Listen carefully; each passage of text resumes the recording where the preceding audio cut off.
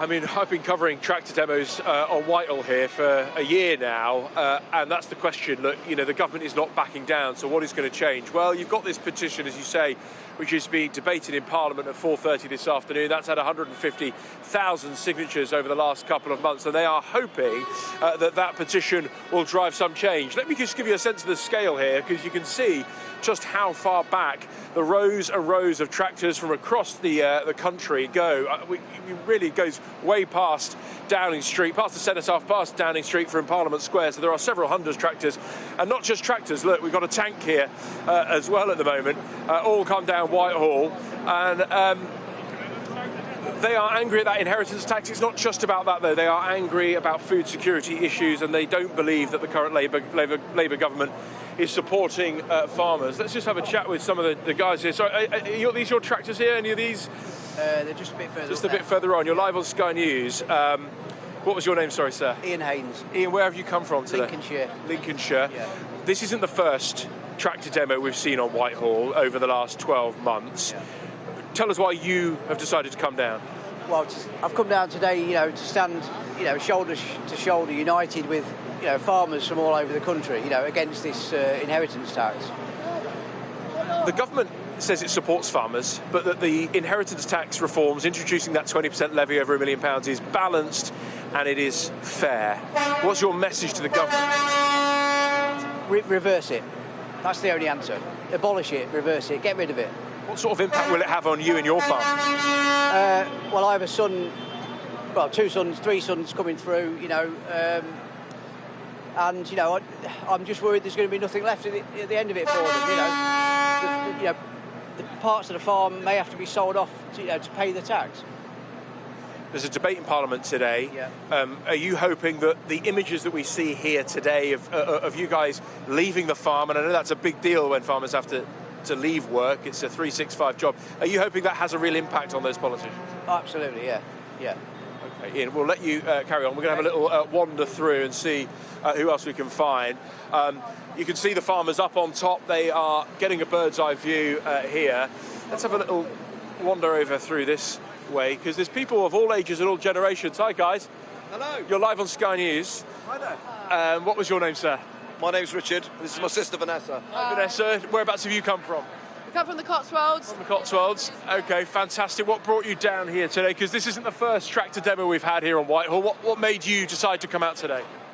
We just need the government to listen. We can't have our livelihood taken away, that we can't pass it down to our children. They need to listen. You cannot tax food production. We're not in control of the price that we're paid. We have no control of our price. Tax profit or tax holiday cottages or tax things that we can control the price on. We can't control the price of wheat. We can't control the price of the pork that we produce.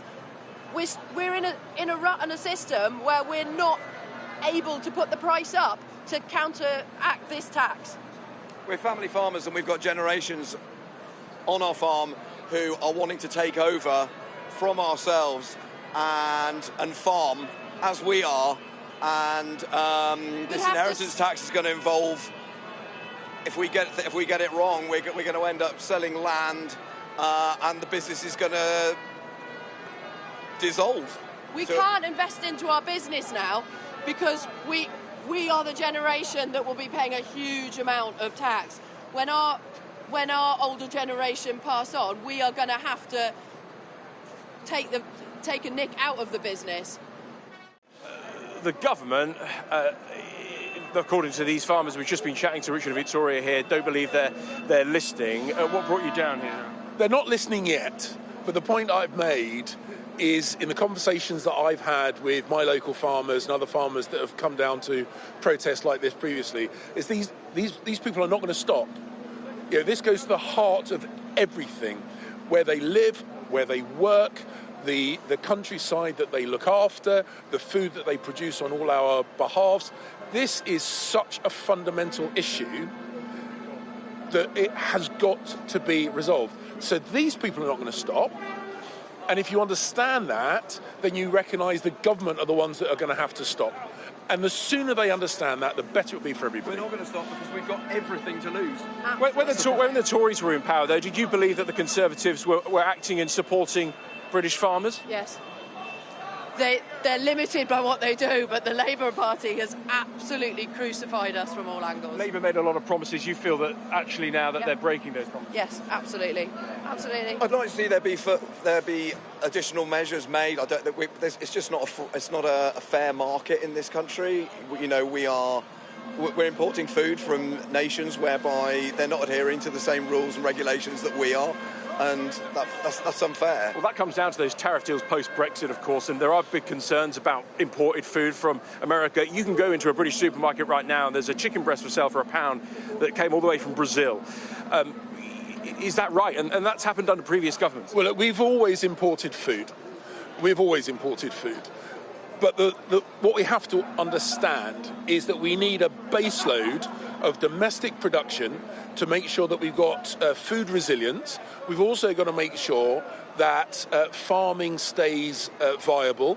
And in an increasingly global market, that does mean ongoing support to farmers. We recognise that they've got to compete. And in the conversations I've had with farmers, they said they don't mind competing in a global market as long as they're competing on a level playing field. That's the job of government.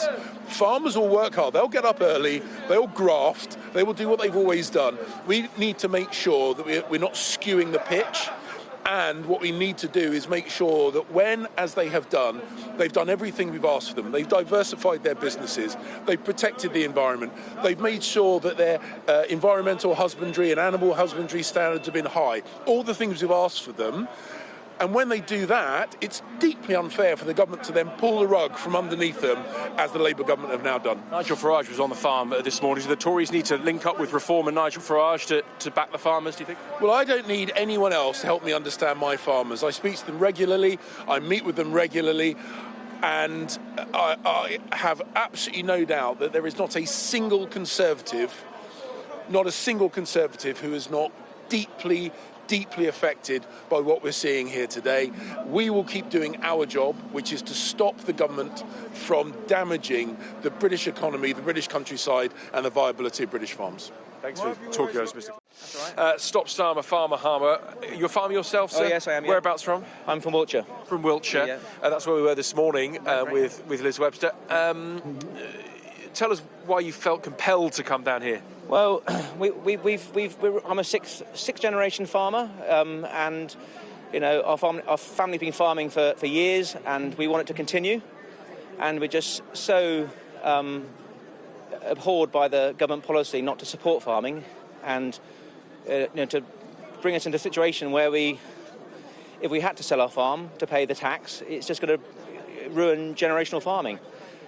Do you believe that this is probably the fourth or fifth protest we've had probably since last February now? The government says, no, this is balanced, this is fair, farmers have got to pay their bit. It's only going to affect the top 500 farms. Well, I'm not an expert.